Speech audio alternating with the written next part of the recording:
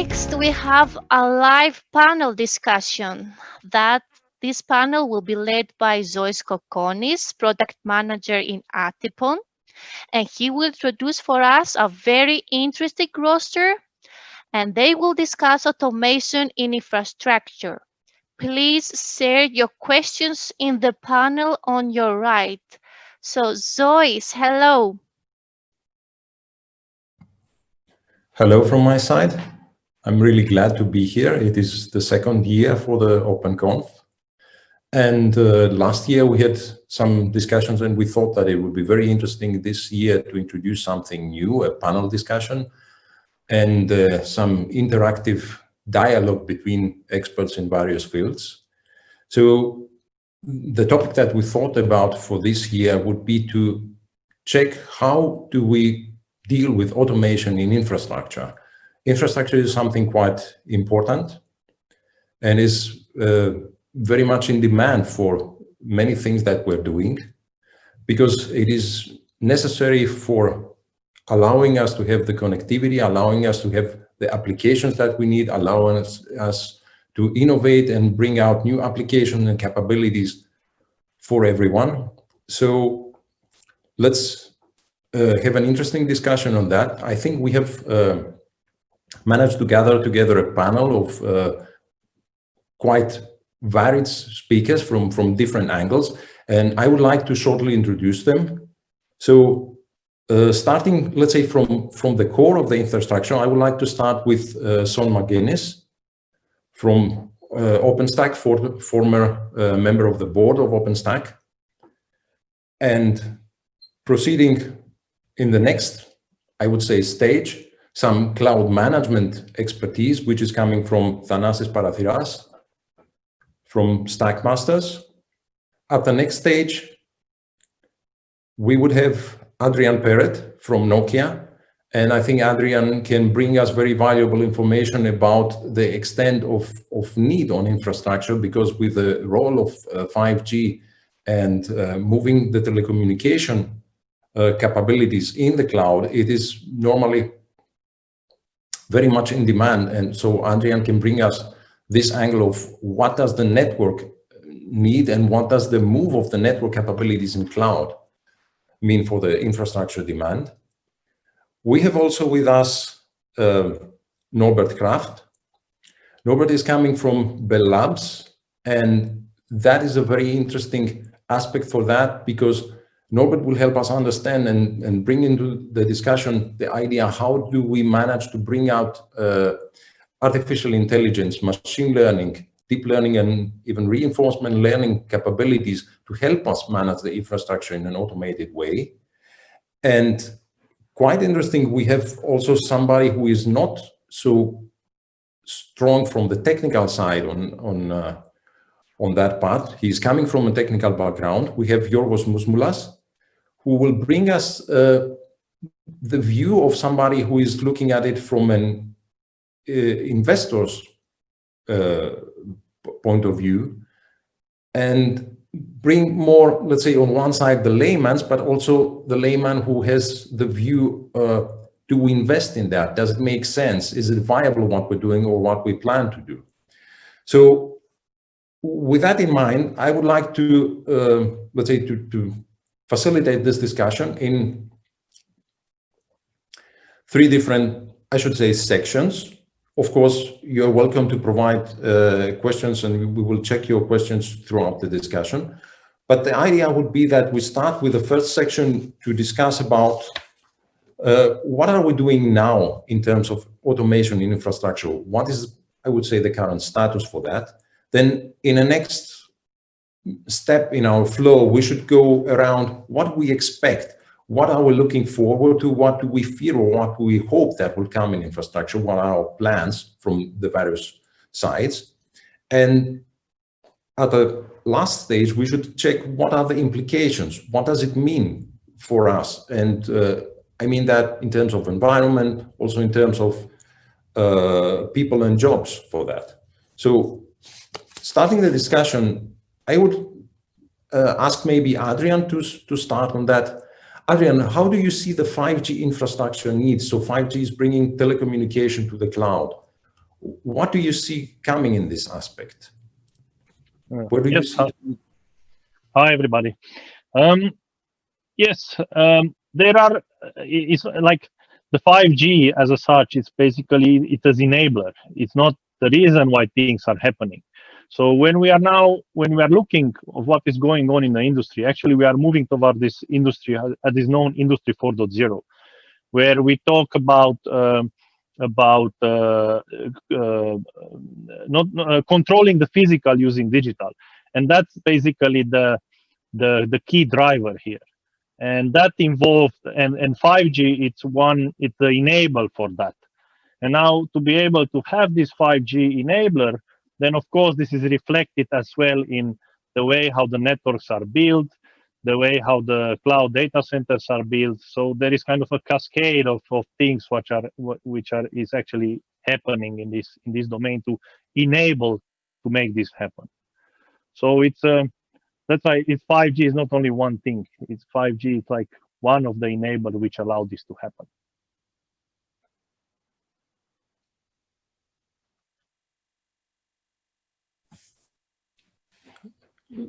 Turning now maybe to Son, how do you see the demand that is coming on Openstack?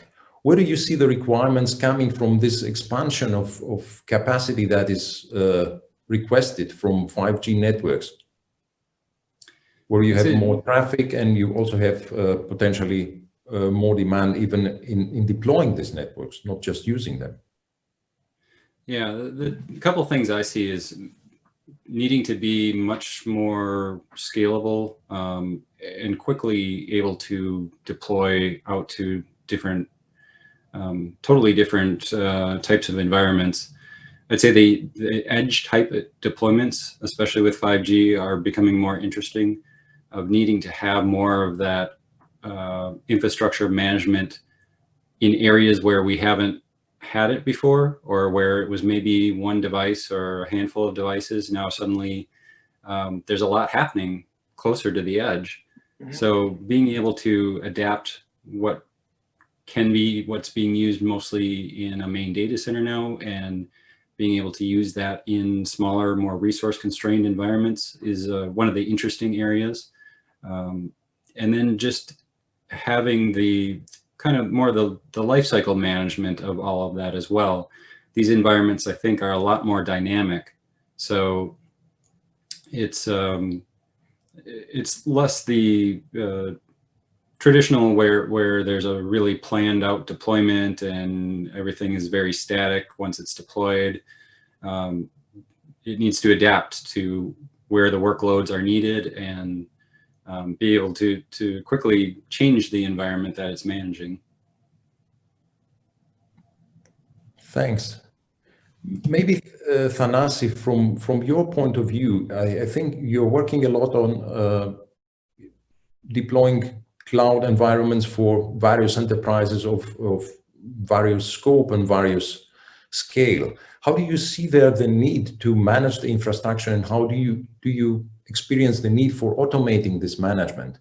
Do you think that this is something that can be done in a, let's say, traditional manner, that everybody can plan and then take the steps, or do you see an emerging need for automating even in that scale? So not in the scope of, let's say, 5G cloud deployment, but in regular enterprise environment.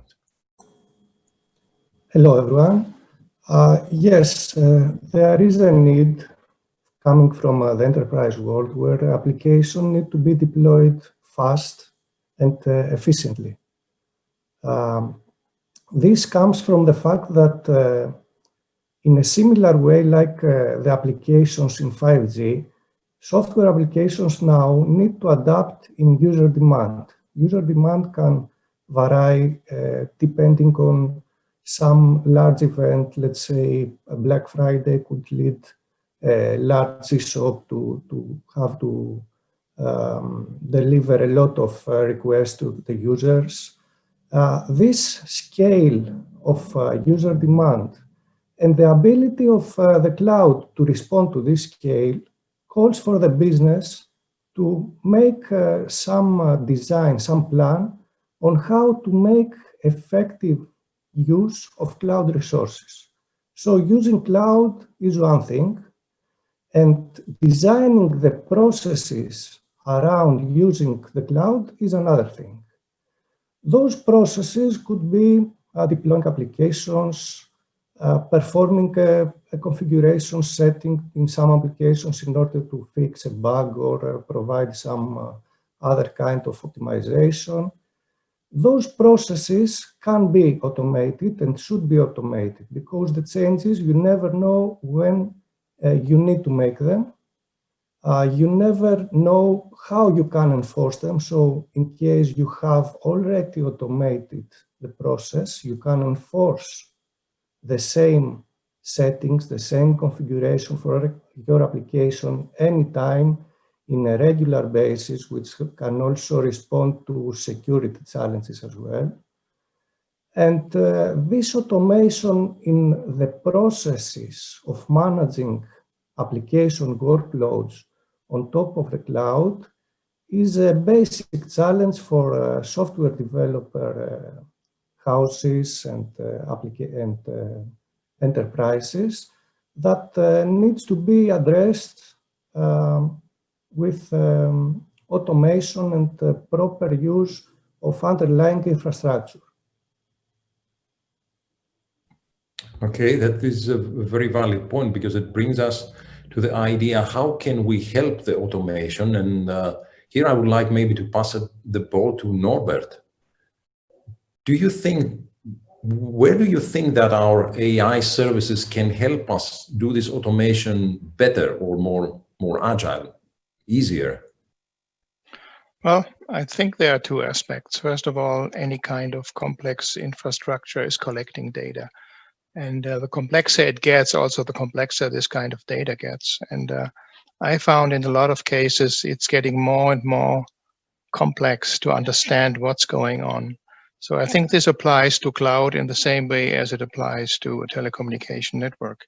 So maybe you have a cloud and you might have running, we at Nokia, we have an internal cloud running, and I think they have some 10,000 cores running.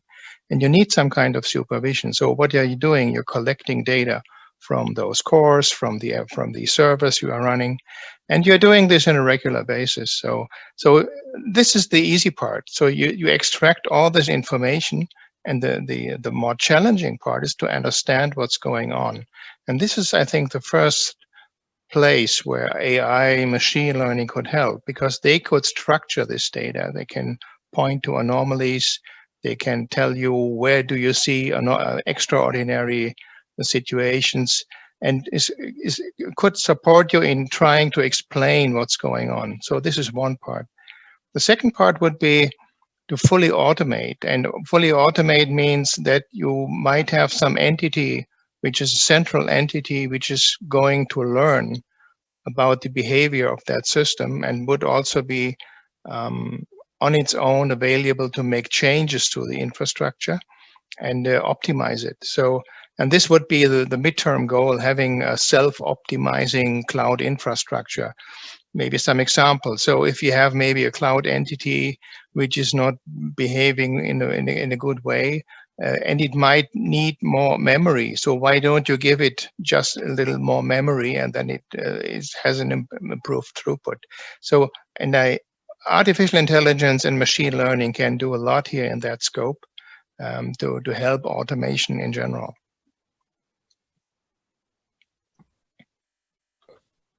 To which extent do you feel that this is something that we are actually bringing in right now? So maybe Son, what are the current capabilities that Openstack has to manage with such data and information as Norbert just described? Are we ready? Are we able to exploit that yet, or is it something that is needed still to build? Yeah, I think we have the foundation there. You need the infrastructure to have an API to be able to manage it through that and make adjustments to it. We're starting to see more software that is orchestrating that and being able to make those decisions about making changes to the infrastructure. I think that's an area where we're hopefully going to see more soon. So we're not entirely there yet, but we have all of the fundamental building blocks in place that once there is a system that can make those intelligent decisions, it has the ability to affect those changes on the infrastructure.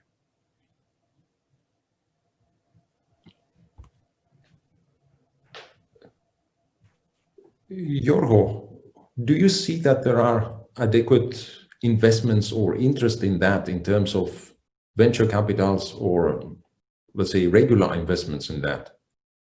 Is it an area which is actively sought for to provide this infrastructure and invest in that? Or do you rather see that there is an expectation that this is a ubiquitous infrastructure that is simply there? Listen, I suppose we can, there are a couple points I noted before, specifically on Edge, which I wanted to make, because this is one area where we've seen some activity. And in fact, we do have two portfolio companies that are involved in one way or another with edge processing. One of them does video analysis for identifying problems and monitoring behavior by elderly and vulnerable people in order to alleviate the load on the primary carers. And there, the way they built their infrastructure, it was based also on edge processing, and they were debating at some point to what extent, provided the availability of 5G, which is of course a question mark, and depending on where you live, how they were going to structure their architecture in order to take advantage of that. And we also have one other portfolio company who is still in the very early stages, and they are developing, they're working on cloud-based GPS processing. In other words, not do all the processing on the chip, which consumes a lot of energy, of course, and the battery gets exhausted very fast. And instead of that, doing a lot of the processing on the cloud. So we see a lot of paradigms using edge processing, and we are starting now to see some models based on 5G, although I have to say that on the investment curve, that is probably still fairly early. So again, there are two things there. One is applications that will make use of 5G, and the second is enabling sort of side parts of the sort of infrastructure, sort of more infrastructure kind of things for the 5G. I would say that on the 5G front, I think we're still early on the curve. On the edge, I would say it's a bit of ups and downs. So the investor appetite, ebbs and flows essentially in that respect. Some people get excited at certain times of the year, and then a few months later there is a bit of tiredness in certain respects. But I do think that it's an important paradigm, and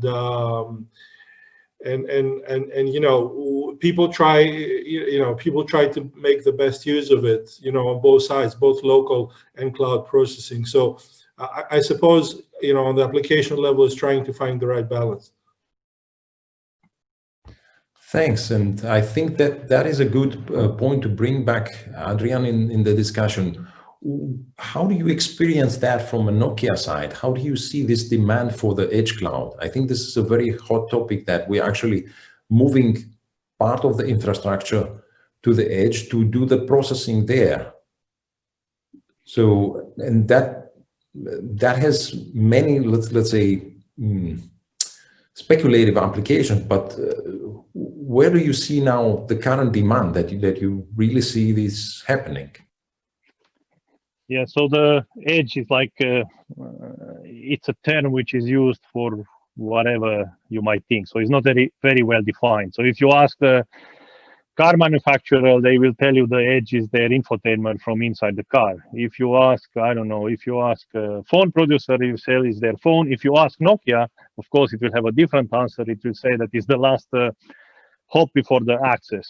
So, but it doesn't matter which one is. So there are some key drivers for why edge is needed. So of course, it's related to mainly to industry 4.0, but also to consumers. So basically you have like 4 or 5 drivers for the edge. And one is the latency, which is the most, the one which you cannot go around it, because it's depending on the speed of light. Then you have privacy, you have locality, you have availability, just to name few of them. And now, if you put all of this in the context, then of course, if there is a need for such capabilities, then these are the reasons why there is an edge. But there is a lot of high, but I at least I believe that there will be no such a thing as there will be edges everywhere. I think there will be definitely driven by the demand. So you need a certain service in a certain location, which need one of those characteristics, then there will be an edge there.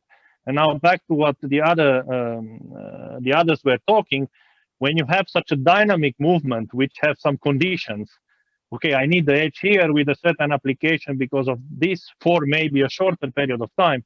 That means you need to be able to dynamically make this happen in a shorter period of time. So again, when looking to the automation, I always said it that it's not needed for automation, it's needed for extreme automation. Because whatever automation we call now is just, let's say, we automatized what we've been doing as a humans. But I think with the use of AI, I think we need to go beyond. We need to go to like intent-driven, where actually all it happens under the hood, and it is done better than the humans can do. So I think that's the only way to that we can actually tackle all this, how I'm calling it, all this spaghetti. Yeah, I think that is a very good point, and that. So how do we deal with that in terms of let's say basic infrastructure? Yeah. How do you deal with that in Openstack? This need, because you need to go in different areas. Yeah, let me a little bit cover this part. So when we talk about edge, I don't think there is such a thing again as only one layer. Okay, it's OpenStack, it's Kubernetes. No, I believe that it's everything. Means we should start from the data center, even that is small or not. Even the way how data centers are built is changing. So you need to build the data center modular, so you can adapt the data centers based on the needs. Like in the past, you know that there was a very big building with the square big one, and then in time there was some stuff adding in. I don't think that that time it's over. So then these are facilities. Then on top you talk about hardware. So you need to have the hardware to be as equally modular and as equally, which I think Sin was mentioning about APIs. The APIs are not only for infrastructure, APIs are for everything. With the APIs, basically what we mean is that you can get some data from whatever you have there, and then once you figure out what is going on, you can also push back and give commands to make changes. So basically you need to be able to close the loop. And that means hardware, infrastructure, facilities, application layer, including the management. Yeah, it sounds like a very big mess, but this is what is it, and this is what needs to be tackled. And when you put on top the 5G, which is like a network function, basically it's a connectivity, it allows you access, then you have all of this on top, all the applications actually are using it. So you need to be able dynamically to control all this mess, especially when it is on an edge, where are not two edges the same, because I believe that many edges will be on a different shape because they will handle different applications. And of course, I didn't even mention slicing in the 5G, which will add on top some more spaghetti. So. Okay, so Adrian has started cooking, I think. So let's try what would somebody put there in terms of source? And I think that's maybe I would turn here to Thanassis, because Thanassis, my understanding of what you're doing is to manage the cloud for the various enterprises. So how do you see this evolving in not the distant future, in the coming months, maybe years, that you are able to do this cloud management activities and to cover with the cloud management activities, not just the data centers, so what we're now calling about hybrid cloud, but how do you expect that to extend, that you can manage deployment of part of the application on the edge or part of the application in a centralized data center, or what you're doing in the application that is potentially running on the device and so on? Because as also Yorgos mentioned, the aspect of, let's say, splitting, it's something that needs to be more dynamic. So how do you feel about these aspects? Can you share it with us? So yes, well, cloud management can mean many different things. The traditional way of approaching cloud management is having your resources and cloud services as assets, as company assets, and taking into account how many of those resources are being utilized, how are those resources are distributed over your different teams, dealing with security issues, how to distribute roles and policies across all the different cloud resources. But what actually a company, an enterprise needs when we have a requirement for cloud management is not only taking account of how the cloud resources are being used, but also making sure that their actual business, which is mostly in such a case software application, is being organized, is being orchestrated and managed in an efficient for their purposes way. So each enterprise has one or a series of software applications, and they want to utilize the self-service capabilities, the ad hoc capabilities that cloud infrastructure provides. This has to be tied up with some processes around the asset that brings value to the company. That asset is software application. Software application mainly consists of two large stages of management. You have the coding stage where you develop the software application, and you have the operating stage where you put the application to run and serve your customers. In both cases, cloud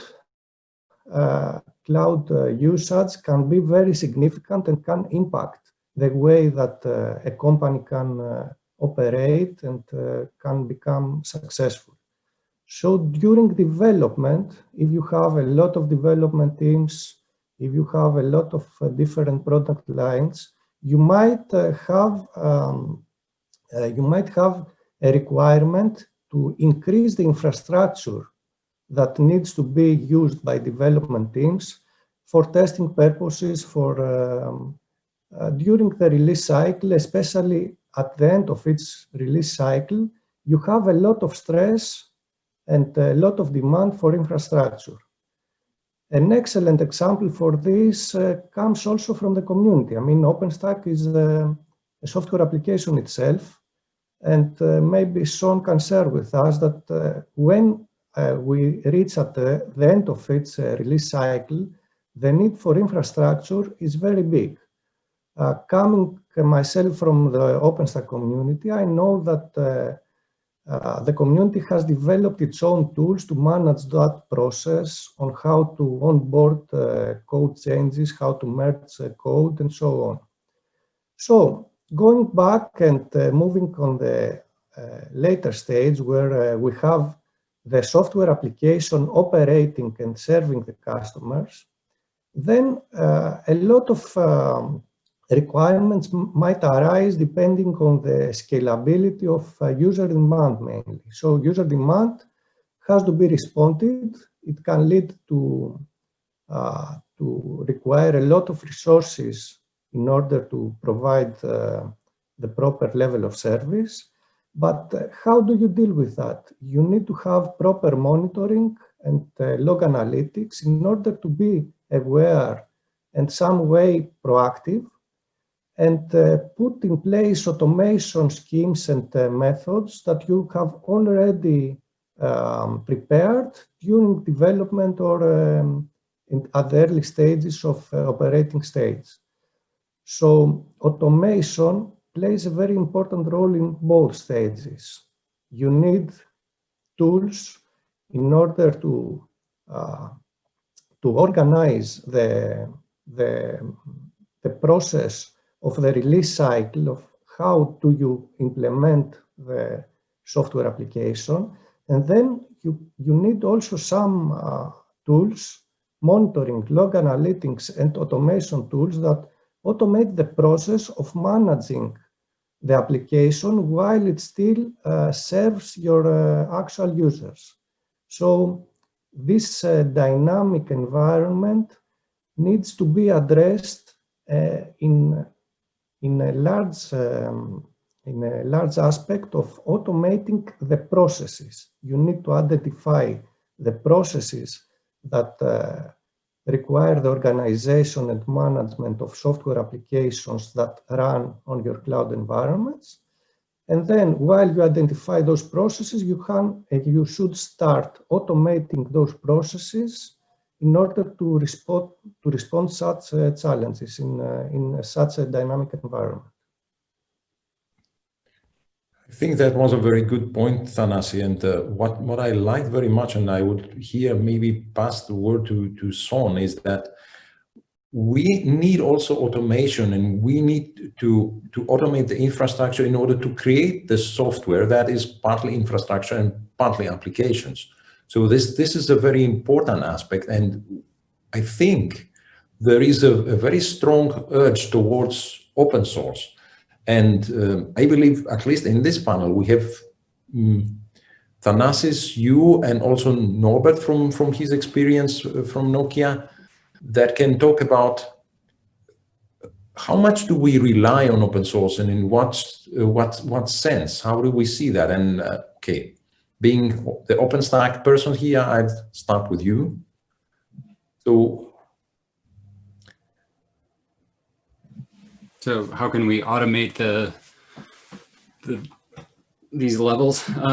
Yeah, I think OpenStack enables a lot of that, and within the OpenStack community broadly, that's why there are things like Zool, CI, and some of the tools that we've developed there as we're developing this infrastructure automation of having these automation pieces in place to be able to support that process of being able to actually test these changes on deployments and make sure that they actually work as expected and can run on different types of platforms.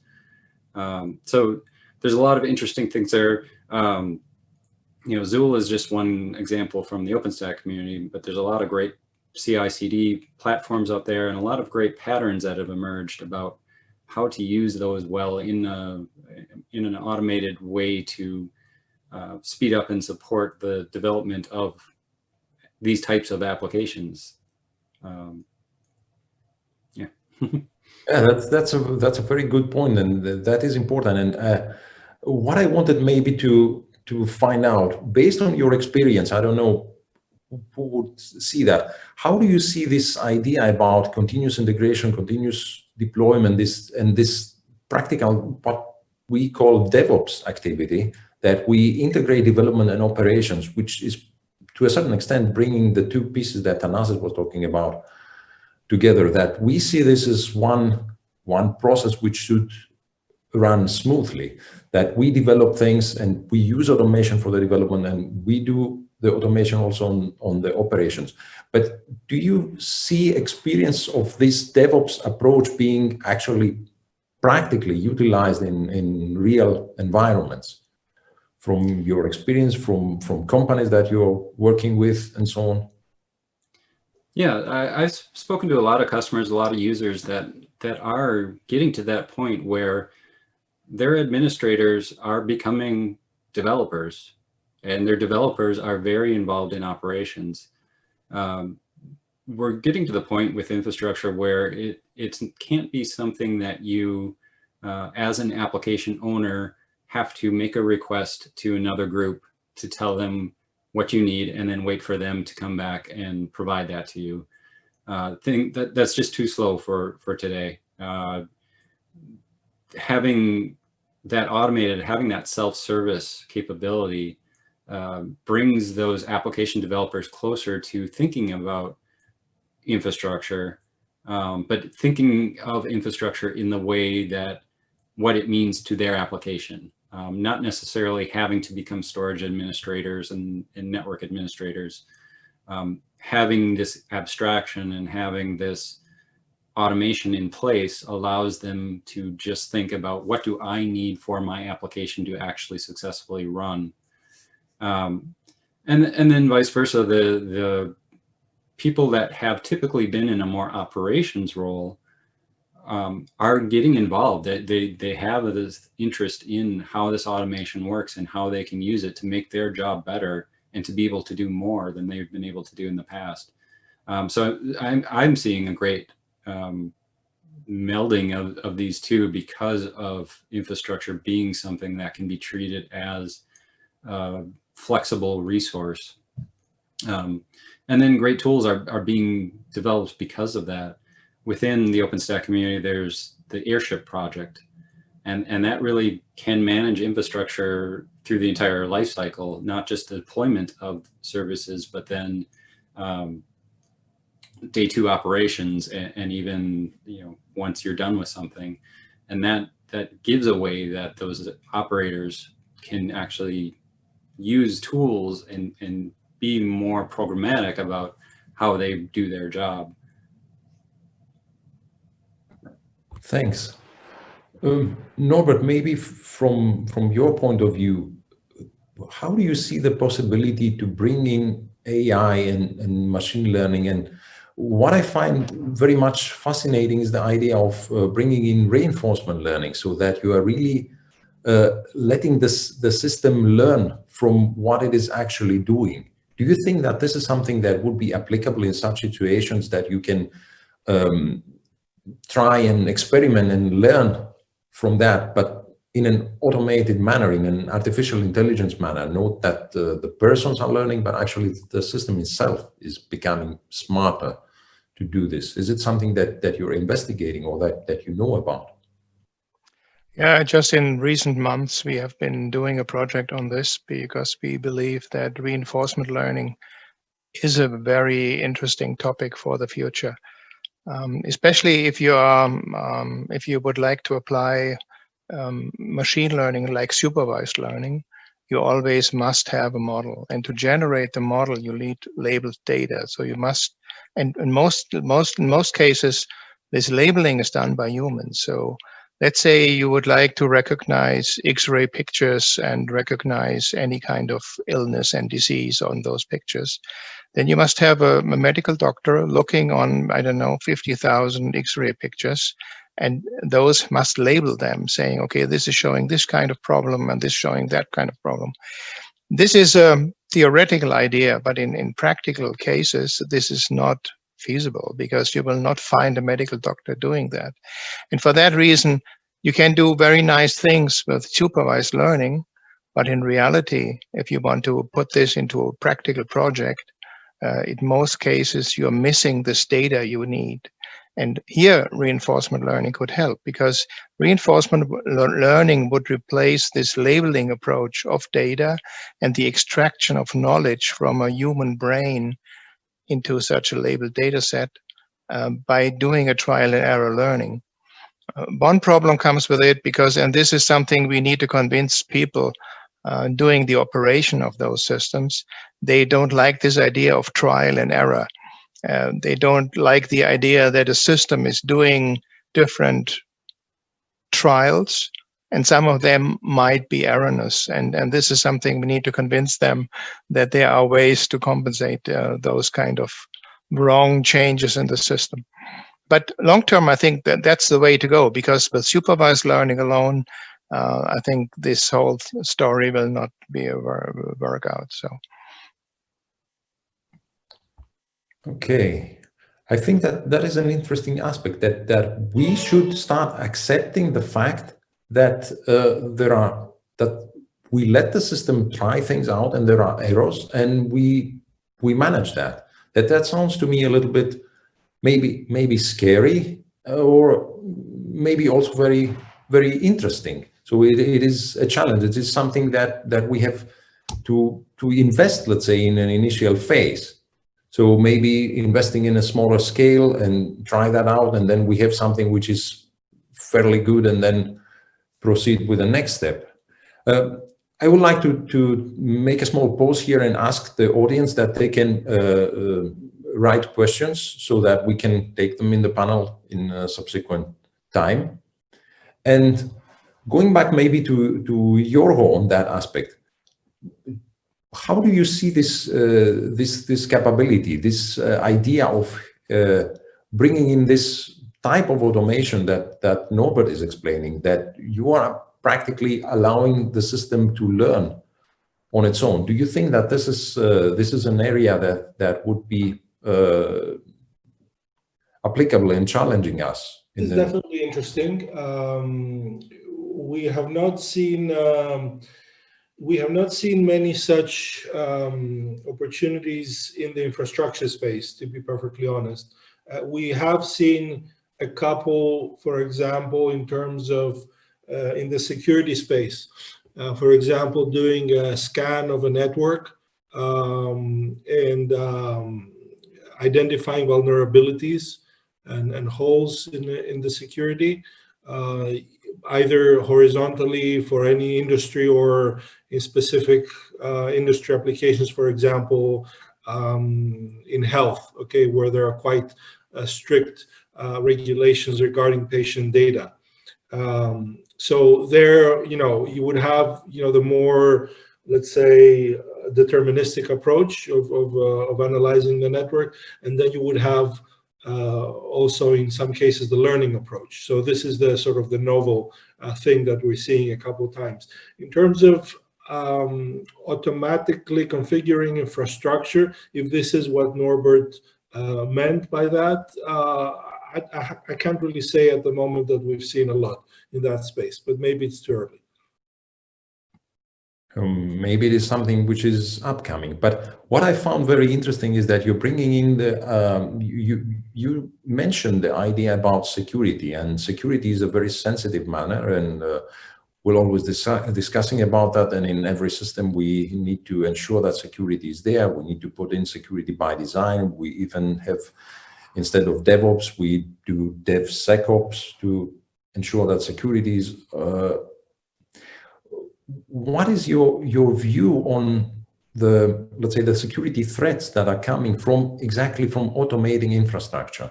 So if infrastructure is managed in an automated manner, if you're introducing more and more capabilities that things are happening automated, how do you see, or what is your experience either in preventing or in facing threats that somebody is practically hacking this automated system? Is it something that you have seen any examples or experience in what you are dealing with?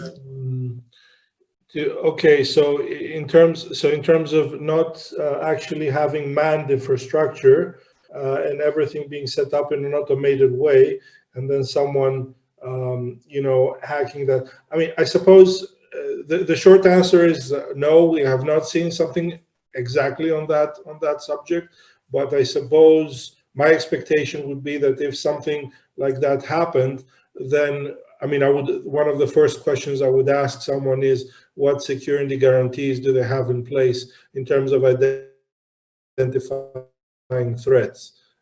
Because if something is completely unmanned, then you should have covered that aspect as well. So from an investment perspective, this is definitely one of the points that would be on my checklist. Adrian, do you have some view or experience on that in terms of how Nokia, for example, is trying to deal with that? So we are deploying increasingly complex infrastructure, increasingly automated infrastructure. How do we ensure that security aspects are dealt with? Yes, so again, because of the introduction of 5G and also the virtualization of network function, of course, there is a set of additional security, let's say, security things which need to be taken in consideration. So yes, we are looking in them. I mean, I give some examples. When you deploy a hardware on the edge, how do you know that hardware that is there, it's actually your hardware? How do you know that actually wasn't the BIOS or the e-software on it was not tampered in the transit? So you need to do some additional checks that before were not exactly necessary, because you have it in the past. I mean, in a centralized data center, you have all under some physical security as a first. So I mean, it was not exactly easy to come with some I don't know, somebody's laptop and come and put it in and try to make it part of the cloud. But now when you go on the edge, the level of security, it's not a level 4 data center. It's the security, especially the physical one. It's definitely not there. I mean, maybe it's a closet in somewhere in behind the stairs. So hardware security again and tampering of it, it's one problem. Then the second one which comes is that what workloads are actually running on that particular edge. So we are looking at things like, is it my application actually deployed in the correct edge? Because how do I guarantee that it's my application in the correct perimeter? Then the second one, how do I know that my application actually, it is my application and it wasn't also tampered in transit? So there are additional problems that need to be tackled. Or how do I guarantee that the management system, the automation system that actually try to manage my ecosystem, which is in a certain edge, for example, how do I know that it's my management system? So now there are a lot of new additional challenges that now need to be tackled. And yes, we are tackling them one by one, right? We started from the bottom. Hardware, what we do with hardware, we have a way to deal with it. We build specialized tools to automatize and guarantee deployment, because again, we've been talking here about operation, but when we move to the edge, the first problem that you have is that you need to deploy it.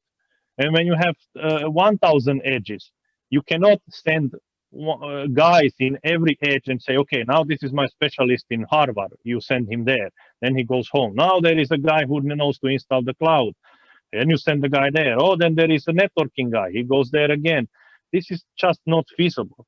So it needs to be automatized in such a way that you, in one go, without any like basic, like we call it like a mechanical engineer who doesn't need to have a knowledge, need to be able to just by putting it in a rack and then putting a button, turning on, then it should self install, but it should self install in a secure way. Again, so we are looking at this, all the security aspects, that when it comes up, actually we can guarantee that what is there, actually it is what is supposed to be there, and it wasn't tampered in any way. So yes, we are definitely working on this one, because we have the experience from the classical radio, right, where we have the base stations spread around. It's no difference. It's now just a different type of equipment, but the problem is exactly the same. So it's not new for us related to the distribution of equipment. But isn't this a problem that is practically widespread, I would say, among the industry in a broader sense? So this problem is not the problem that you have when you're talking about Cloud Run. You would have a similar problem when you are discussing about an application that needs to run distributed on the edge, and about different solution that is coming there. So this is something where we all together, we need to have solutions, and that is an area where companies are practically looking into open source, or either contributing to open source or relying on open source for that. So how do you see that part? Maybe starting from Thanassis. Yes, for sure, security is a concern for everyone that runs an application on the open world. So security can be seen from two different angles when we talk about automation and the modern way of doing things on the cloud. When you automate things, you can be more sure that things will happen. So security is increased by using automation. Automation can be run multiple times, can enforce policies. It is an additional weapon on dealing with security. On the other hand, cloud and the modern era has increased the population of software application and software services running on the cloud. So when you have to deal with such a large number of systems, applications spread on the cloud, then the security surface is much more bigger, and it can impact a lot more of the activity, and the economic impact in such a case can be very severe. One other remark I would like to do here is that with cloud, public or private, we have centralized infrastructure. So we have very, very big data centers, but most of the applications run on certain places, which is from a physical point of view in security is a concern. And one last remark that has to do with security, but it's not security entirely, is about privacy. So data privacy and how sensitive data are managed is very, very raised. The concern in our time is very raised. So you need to be able to provide the certain level of securities in order to ensure data privacy. At a level where you have centralized the infrastructure, you can maintain a certain level of security and follow specific protocols, follow standards, and you can be sure that you have that level of security in the infrastructure layer. But again, this is not enough. Security is a horizontal concern, so infrastructure and application and the platform that runs the application need to be able to address security properly. One good thing in this state, in this situation that I can identify is the use of open source. The use of open source can increase security because having a lot of people looking at the same lines of code and testing to find bugs and security issues, you can increase security without having to sacrifice the fact that you need to be attacked first and then troubleshoot and find what comes. So in some cases, besides being faster in development, open source can lead to a more secure environment for running applications. I think that is a very strong point, and it points to the direction that the vendors and organizations that are creating applications and software and so on are all relying on open source. The question there for me is, how do we ensure that there is adequate investment in open source? So there have been some discussions, I don't know to which extent you've heard about that there are concerns, do we get enough contribution in open source? Could it be, for example, that there is an open source project because there's no company behind that, and at some point in time, then there are simply no contributions and somebody is still using that. So are we investing adequately in open source, or is it just something that companies like large vendors are using that, but are not giving enough back to that?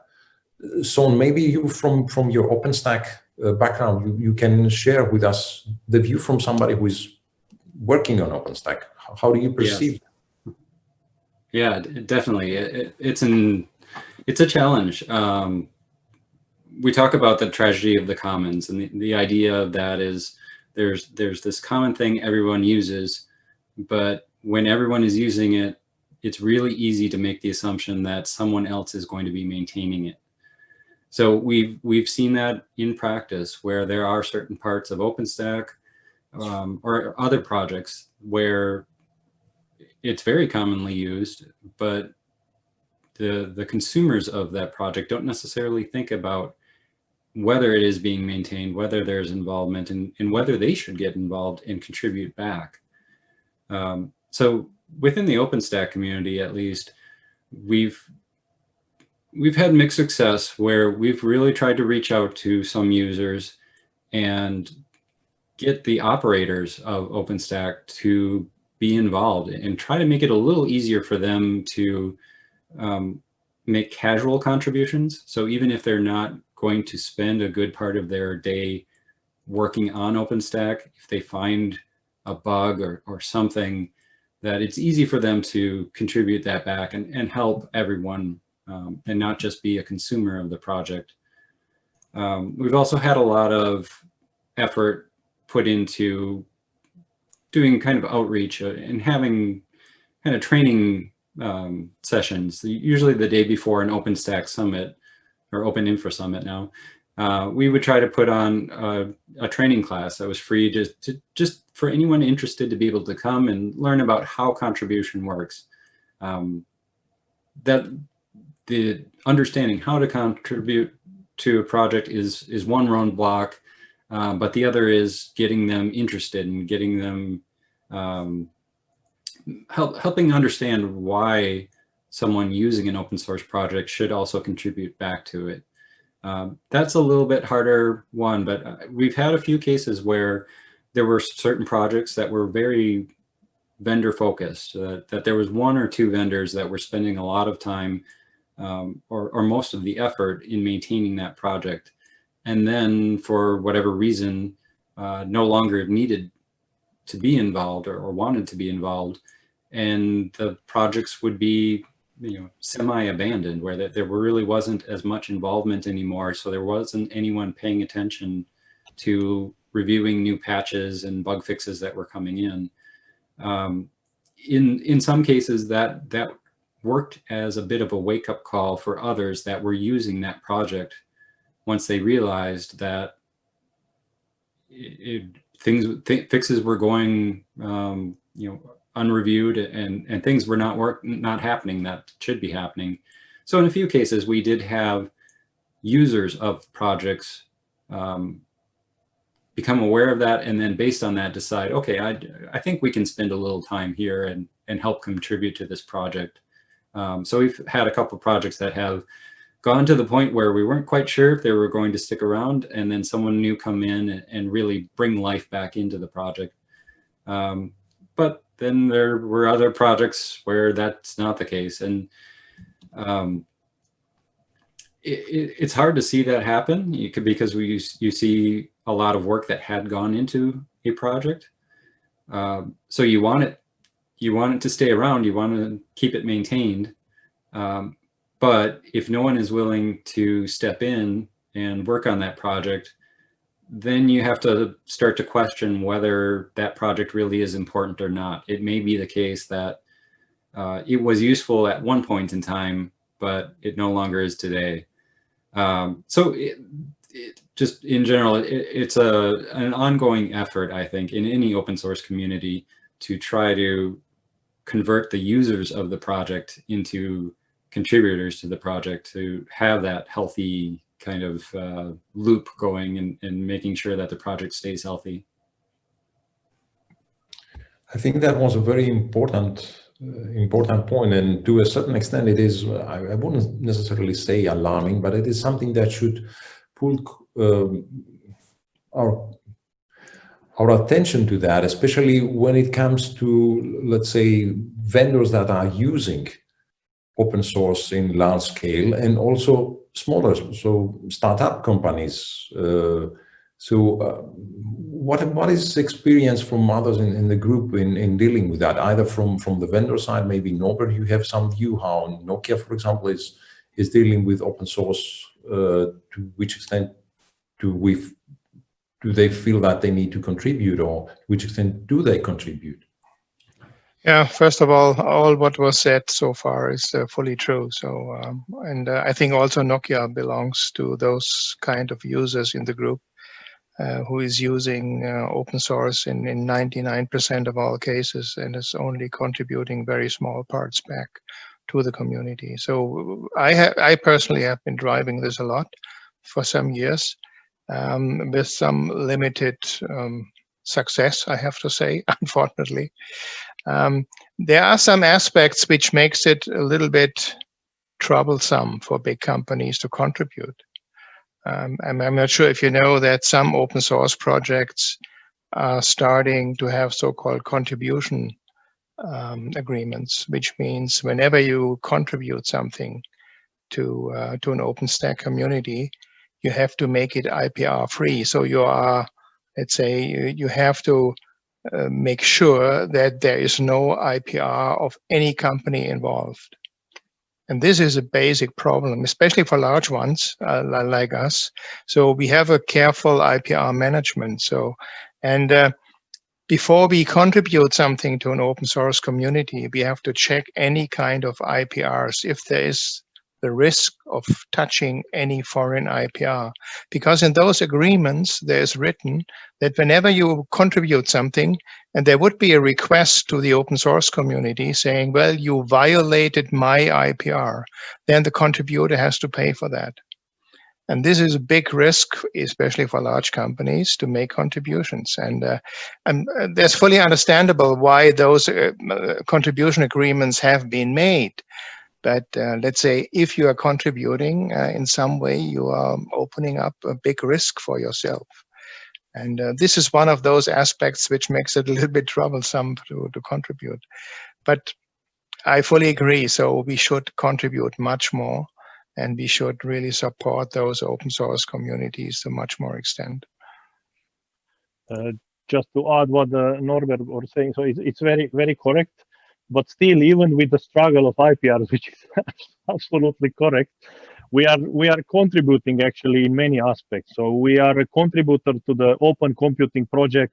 Actually, we upstream the whole design of open edge servers that we consider that to have an open design allows others to develop it further and also open it for any kind of application. As an example, we have resources allocated for development of on the ONAP side. We are contributing. We at least we've been we had a co-create agreement which is publicly available with AT&T for the Acraino project, which we contributed. RIC, which is radio intelligent controller. So we do as much as we can, as fast as we can in this domain as well, to put some back. Is it sufficient? Well, it's not me to say. I'm from Nokia, so I cannot say any. I say yes, it's a lot, but it's up to others to judge that. But I'm backing up what Norbert said. It's not that easy because of this IPR thing. Maybe Yorgo, I would suggest, how do you see that? Because you are maybe the person who is more involved with, let's say, smaller companies, startups, and so on. How do they treat this contribution to open source? Which, to make sure that we're in the subject, this is exactly what we're talking about, because the infrastructure and the automation infrastructure rely very much on the open source solutions. Are we talking about the corporate's contribution exclusively, or how do the startups look at the open source models and how important they are? On the first, I can probably not comment very much because I'm not I'm not from the corporate side, but I can tell you that open source is going fairly strong. It is, I would say that it is probably, even from a philosophical point of view, it is probably more common in Europe than in in America right now. So there was a study about maybe a month ago that came out that basically pointed out that the center of gravity of open source currently is in Europe rather than in America. Obviously, from an investor point of view, the monetization issues still persist. However, there is recognition from a lot of investors that open source is applicable, particularly to cases where beyond the traditional use of of trying to build a community, in particular in cases where the contribution of the community and the contribution to the open source project becomes of value for the corporates itself, even if those corporates may go and buy like a premium version or some support package or something like that. So in those cases, again, speaking from the investor's perspective, the open source model is quite applicable, but you have to be quite picky, so it does not apply to all users and to all applications. It does apply to some where you are going to build scale very fast. In commercial use, it does apply to things where open sourcing something may attract a lot of attention from developers on the ground, essentially, and even we have cases in very conservative corporates, like in banks in the financial sector, where a way for a startup to break into the market is to create a surge in demand from the developer teams within those corporates. And one way to do that, obviously, is by gaining traction through an open source project. So this is not this is a tricky strategy, but it is not necessarily a bad strategy. I'm just saying that you have to be very careful and you have to examine this on a case-by-case basis. Okay, and what I like, and I think that is a topic that we should also address, because at least based on last year's experience, there are a lot of students and people that are now starting their careers in the IT. How do we see the skill set that is now in demand? What will be needed from their side in order to work and start working in IT? Because one could readily say, okay, a lot of work that was done in infrastructure, so a regular IT administrator who was doing operations and so on. If we are going towards automation, a lot of the work that was relevant for this role will no longer be applicable. So what is the skill set? What do these people need to learn and approach that? Maybe starting with Thanassis, how do you see that from your point of view? Okay. The skill set. Okay, this is a very tricky question. I mean, the skill set should be, let's say, how to solve some problems programmatically, how to design processes that can hold up different situations.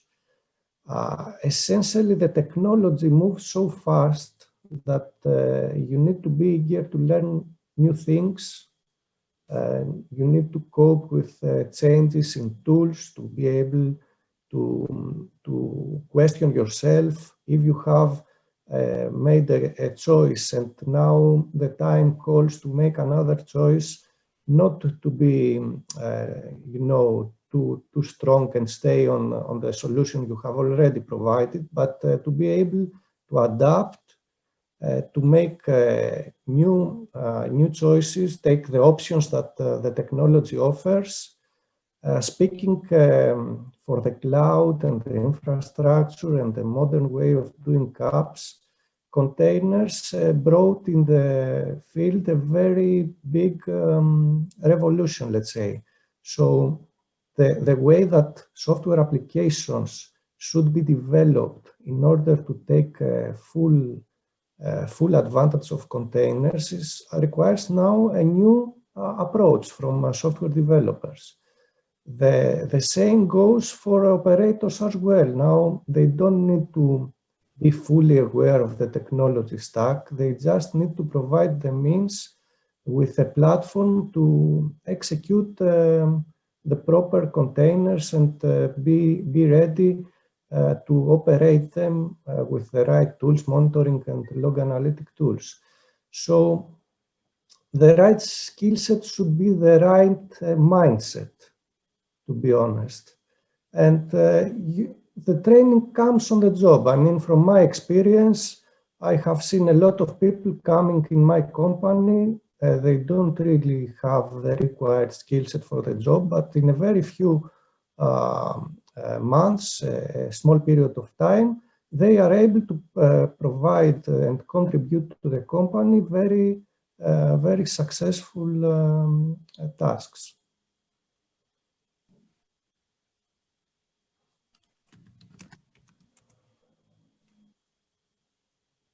Okay. That's an excellent point, and I think it brings very much to what type of understanding do we think that these people should have. So, for example, maybe Norbert, from your experience and in your view, do you see? Are we seeking for some mindset that is capable of understanding of having this what you could call explainable artificial intelligence, that you are able to understand what this algorithm brought and how it is behaving? Is it a kind of skill set that new people should learn? Well, I would differentiate this into two parts. I think first part is certainly technology. So like programming is an essential technology, but also machine learning, artificial intelligence, handling of databases, inventing a data model. So these are the basic skill sets someone must be able to deal with.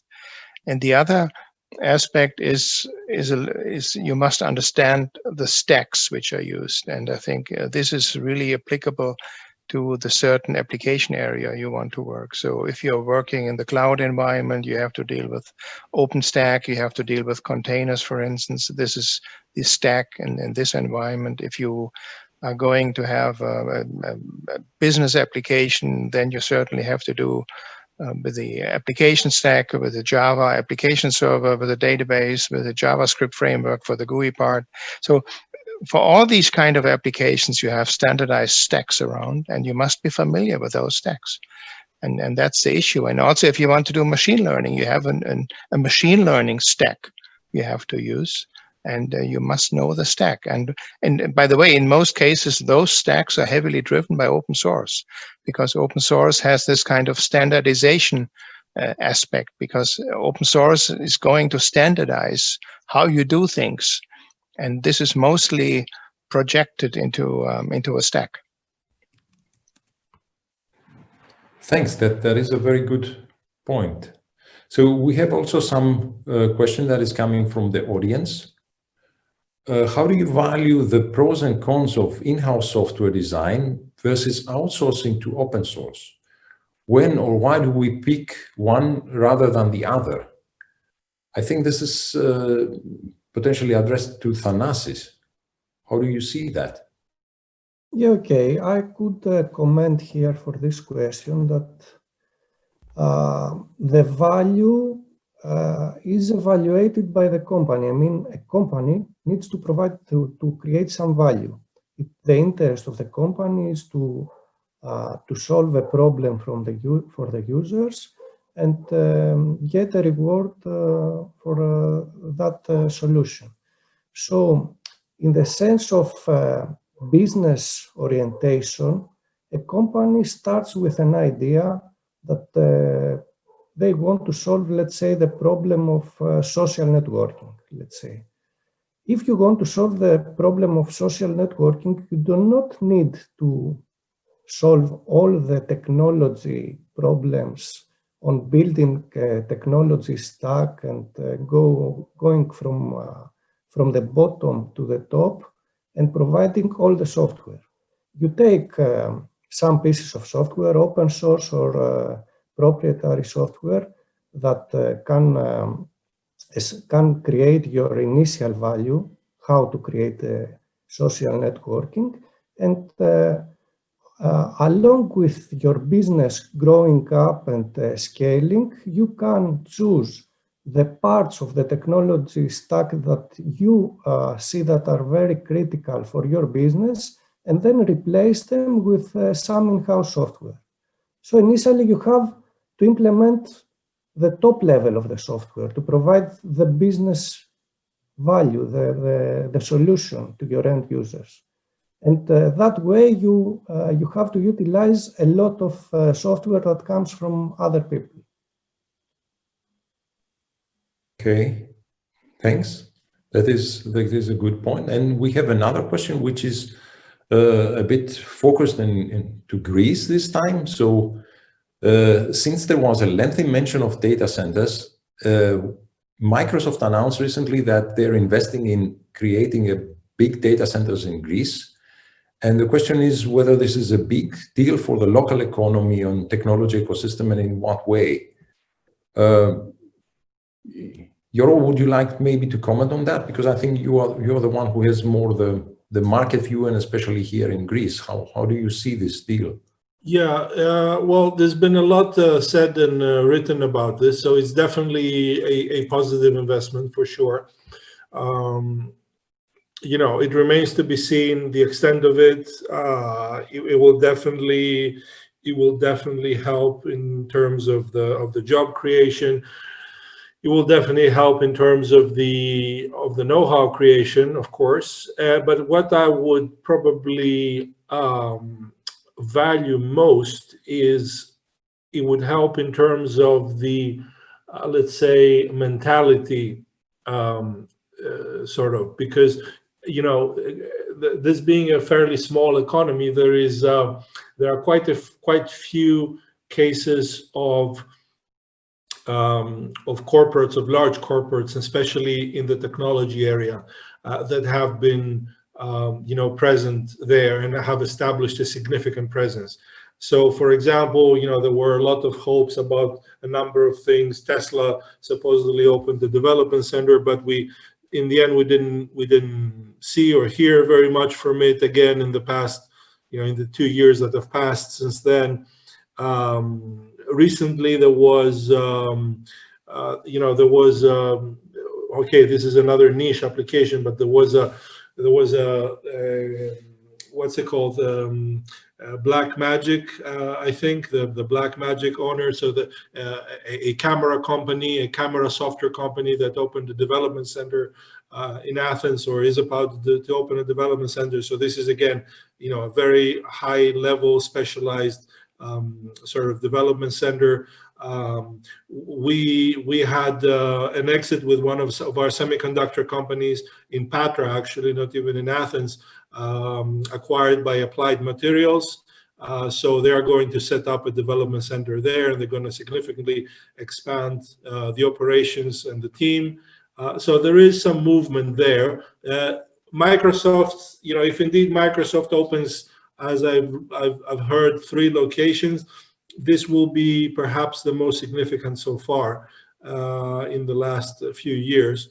So I wouldn't necessarily say, yeah, I mean, the job creation and the know-how and everything is definitely important, but what would concern me as a participant in the startup ecosystem is more, and in the technology ecosystem, is more a little bit, you know, getting deeper into this corporate tech mentality, which is lacking a little bit from smaller economies like Greece.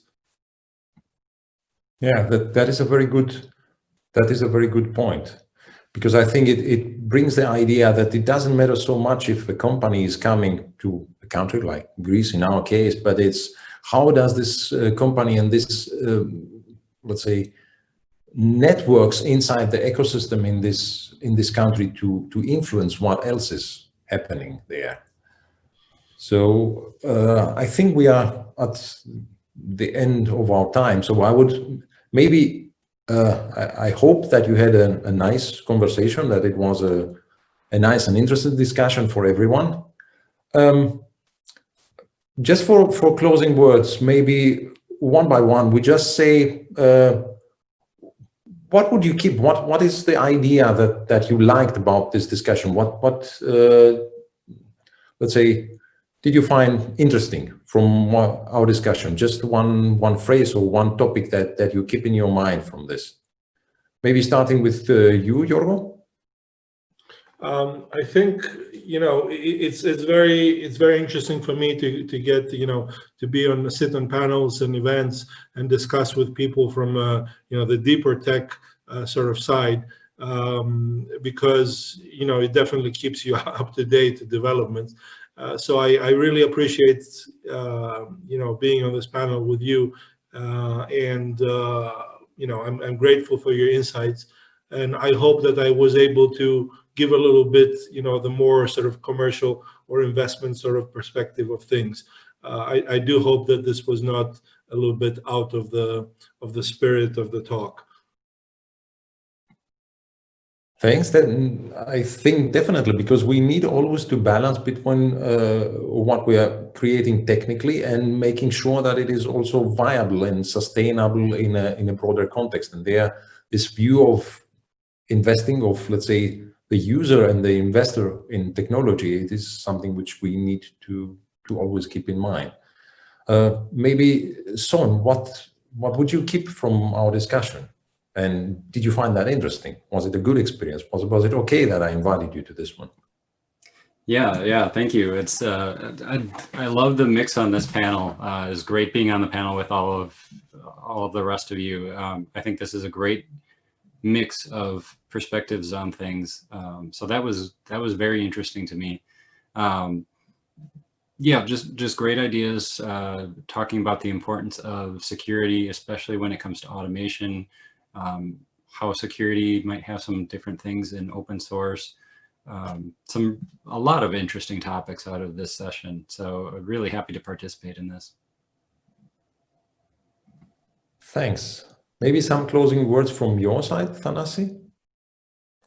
Yes, it was a pleasure to be in this panel, very interesting one. An experience, first time in an online conference and an online panel, a nice experience so far. Thank you all participants. For me, it was particularly interesting discussing about modern ways of doing things in software and infrastructure, and hearing how 5G and edge computing can take advantage of all these technology developments.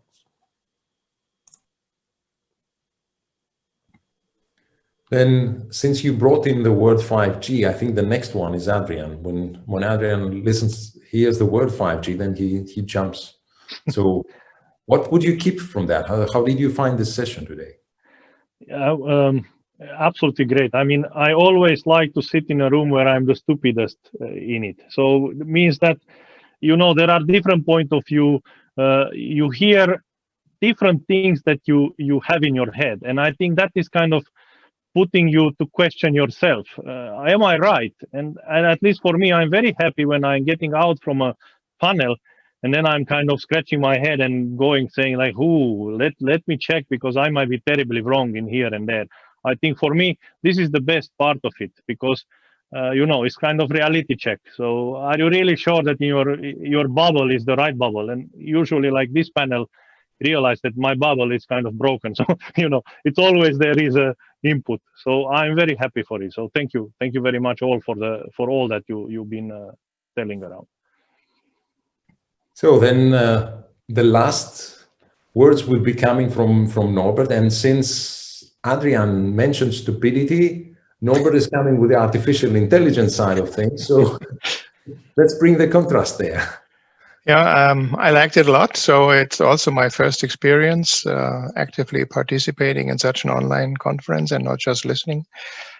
So this was actually very, very good to have this. I also like the diversity of people here, and but I liked also to recognize that we have pretty similar problems. So this kind of cloud management and telecommunication management, if you look into it with respect to security and resource management and supervision, we have pretty similar problems. And this was a little bit surprising to me. So, but it's a nice experience. Okay, then I would like to close the session. I thank you all very much for participating.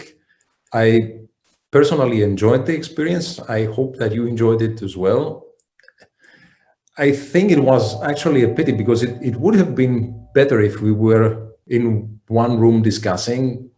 I mean, okay, technology has helped us to make it possible in the COVID restrictions, but I hope that next time we get a chance to meet each other in a more, let's say, human environment, not so much automated. So thanks a lot, everyone, and I wish you everyone a nice day. Okay, bye-bye. Bye-bye. Thank you very much. Thank you, Zois. Thank you to our wonderful panel.